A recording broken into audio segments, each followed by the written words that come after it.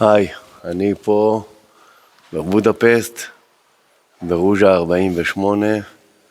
זאת הדלת שהיה ביתה של אמא, חווה זוהר, לפני הרבה מאוד שנים, 80, 90 שנה, והם עברו מפה למקום אחר, קרוב יותר לחנות של אבא שלה,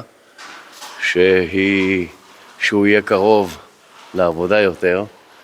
אז זה בית שהייתה בו בצעירותה המאוד. וכמובן שהדלת והכל השתנה, אבל המסגרת הכללית של החצר נשארה אותו הדבר. וגם הרצפה, את יכולה להראות את הרצפה, ואני מניח שזה גם כן די דומה למה שהיה פעם, כך שהרבה אין פה שוני. יש פה מין חורים כאלה של כנראה מין מרתפים או משהו שהיו פה.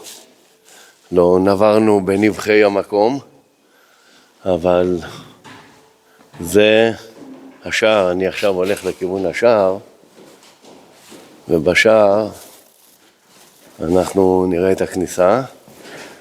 הרצפה, אני חושב שזו אותה רצפה אורגינל, ופה היה השוער ששמר על הכניסה של הבית. לכל בית כזה של מתחם של דירות היה גם שוער כנראה שעמד בפתח ופיקח על המתחם.